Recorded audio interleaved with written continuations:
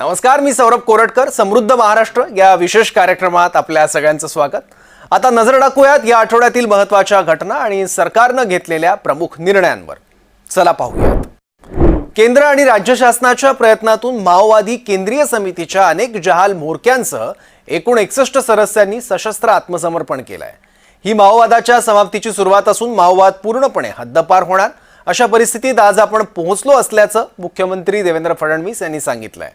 या लढाईचं नेतृत्व गडचिरोली जिल्हा करत असून महाराष्ट्रासाठी हे अभिमानास्पद असल्याचाही उल्लेख त्यांनी केलाय.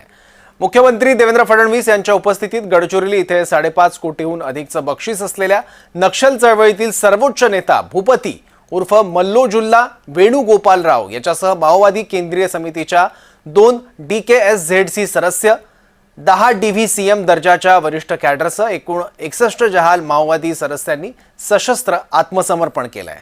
या सर्व आत्मसमर्पित माओवाद्यांचं मुख्यमंत्र्यांच्या हस्ते संविधानाची प्रत देऊन लोकशाहीच्या मुख्य प्रवाहात स्वागत करण्यात आलंय. मला विश्वास आहे की पुढच्या काही दिवसात छत्तीसगडमध्ये देखील मोठ्या प्रमाणात 100-150 केडर हा आत्मसमर्पण करेल, बाजूला तेलंगणालाही करेल आणि हा संपूर्ण तथाकथित तत्कालीन जो रेड कॉरिडॉर होता या रेड कॉरिडॉर मधलं आता संपूर्ण माओवाद हा संपुष्टात येईल आणि त्याची सुरुवात ही गडचिरोलीने आणि महाराष्ट्राने केली. हा माझ्याकरता अतिशय अभिमानाचा आणि स्वाभिमानाचा मुद्दा आहे. नव्याने सुरू करण्यात आलेल्या सोलापूर मुंबई विमानसेवेमुळे सोलापूर परिसरातील औद्योगिक विकासाला गती मिळेल. पर्यटन क्षेत्राला चालना मिळून रोजगाराच्या नव्या संधी निर्माण होतील. येत्या काळात सोलापूरला नाईट लँडिंग सुविधा आणि बोईंग विमानसेवा सुरू करण्याचे प्रयत्न करण्यात येतील. त्यासाठी नागरिकांनी सहकार्य करावं असं प्रतिपादन मुख्यमंत्री देवेंद्र फडणवीस यांनी सोलापूर मुंबई विमानसेवेच्या शुभारंभ प्रसंगी केलंय. सोलापूरमध्ये विमानतळ असूनही विमानसेवा सुरू होत नव्हती. सोलापूर परिसरात कोणतेही विमानतळ नसल्यानं पर्यटनाच्या दृष्टीनं या महत्त्वाच्या जिल्ह्यातील विमानसेवा सुरू करण्यासाठी प्रयत्न करण्यात आले. विमानतळाचं नूतनीकरण करण्यात आलं. विमानसेवेचं महत्त्व लक्षात घेऊन केंद्र सरकारनं RCS सारखी योजना सुरू केली. आम्ही पण हे समजावून सांगितलं की साखर कारखानाही महत्त्वाचा आहे, त्यामुळे त्याची चिमणी हटवणं हे काही आमचं प्राथमिकता नाही आहे. पण जर एक चिमणी हटवल्यामुळे एअरपोर्ट सुरू होणार असेल तर आपण ते केलं पाहिजे, कारण चिमणी बाजूला बांधली जाऊ शकते पण एअरपोर्ट सुरू झालं तर किती मोठ्या प्रमाणात आपल्या सोलापूरचा विकास होईल याची आपल्याला कल्पना आहे. समूह विकासाच्या माध्यमातून झोपडपट्ट्यांच्या पुनर्वसनाचं काम हाती घेण्यात आलं. या माध्यमातून झोपडपट्टीधारकांना सुंदर आणि सर्व सुविधायुक्त असं घर मोफत देण्याचं काम शासनाच्या माध्यमातून होणार आहे. कुणालाही विकास आणि घरापासून वंचित राहू देणार नाही असं प्रतिपादन मुख्यमंत्री देवेंद्र फडणवीस यांनी केलंय. रमाबाई आंबेडकर आणि कामराजनगर झोपडपट्टीतील रहिवाशांचं स्वतःच्या घराचं स्वप्न केवळ कागदावर राहणार नाही तर 2 वर्षात या परिसरात आधुनिक सुसज्ज घरं उभी राहतील असा विश्वासही त्यांनी यावेळी व्यक्त केला. मुंबई महानगर प्रदेशातील माता रमाबाई आंबेडकर नगर आणि कामराजनगर झोपडपट्टी पुनर्वसन प्रकल्पाचं भूमिपूजन मुख्यमंत्री देवेंद्र फडणवीस यांच्या हस्ते नुकतंच पार पडलंय.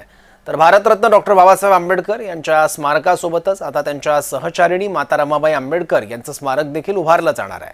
रमाबाई नगरातील क्लस्टर पुनर्विकास योजनेतून हे स्मारक उभारलं जाईल अशी घोषणा उपमुख्यमंत्री एकनाथ शिंदे यांनी केली आहे. माता रमाबाई नगर आणि कामराज नगर या दोन्ही वस्त्यांच्या दृष्टीने हा आजचा तुमच्या जीवनातला ऐतिहासिक दिवस आहे आणि तो दिवस सुवर्णाक्षराने लिहावा असा आहे असं म्हटलं तर वावगं ठरणार नाही. तर या वसाहतीतील सोयी सुविधा आणि सवलती कशा पद्धतीच्या असणार आहेत ते बघूयात. अत्याधुनिक भूकंप प्रतिरोधक तंत्रज्ञानाचा वापर करण्यात आलाय. मुबलक सूर्यप्रकाश आणि नैसर्गिक वायुविजन सुनिश्चित करणारी रचना, पार्किंगची पुरेशी सुविधा, ज्यांच्याकडे दुकानं आहेत त्यांना व्यावसायिक युनिट्स ज्यामुळे स्थानिक व्यवसायांना प्रगतीची संधी मिळेल. दाओसमध्ये जानेवारीत झालेल्या जागतिक आर्थिक परिषदेत ब्ल्यू एनर्जी कंपनी बरोबर सामंजस्य करार झाला होता. त्या करारानुसार ब्ल्यू एनर्जी कंपनीचा प्रकल्प गुरुवारपासून सुरू झालाय. दाओस इथे झालेले करार प्रत्यक्षात येत आहेत. 10,000 ट्रक पहिल्या टप्प्यात तयार होणार आहेत. थोड्याच दिवसात ही संख्या वाढत जाणार आहे. महाराष्ट्र गुंतवणूकदारांचं पहिल्या पसंतीचं राज्य आहे. ब्ल्यू एनर्जी कंपनीचा प्रकल्प सुरू होऊन उत्पादन सुरू झालंय आणि रोजगार निर्मिती झाली असल्याचं मुख्यमंत्री देवेंद्र फडणवीस यांनी अधोरेखित केलंय. हेवी इलेक्ट्रिक ट्रक मुख्यमंत्री देवेंद्र फडणवीस यांनी कंपनीच्या आवारात चालवला देखील. नवं तंत्रज्ञान समजून घेताना ते हाताळण्याचं कसबही मुख्यमंत्र्यांनी यावेळी दाखवून दिलंय. एसटीच्या 85,000 कर्मचारी आणि अधिकाऱ्यांना दिवाळी भेट म्हणून 6,000 रुपये सानुग्रह अनुदान देण्याचा निर्णय उपमुख्यमंत्री एकनाथ शिंदे यांनी जाहीर केलाय. तसंच वेतनवाढीचा फरक वेतनासोबत देण्यासाठी महामंडळाला दरमहा 65 कोटी रुपये देण्याचा आणि पात्र कर्मचाऱ्यांना दिवाळी अग्रिम म्हणून 12,500 रुपये देण्याचा निर्णय सुद्धा घेण्यात आलाय. एसटीच्या सर्व कर्मचारी संघटनांची आणि कृती समितीची बैठक सह्याद्री अतिथीगृह इथे नुकतीच पार पडली. त्यावेळी उपमुख्यमंत्री शिंदे बोलत होते. या बैठकीला परिवहन मंत्री तथा एसटी महामंडळाचे अध्यक्ष प्रताप सरनाईक उपस्थित होते. तर आजच्या कार्यक्रमात एवढंच. पुन्हा भेटूयात पुढील भागात.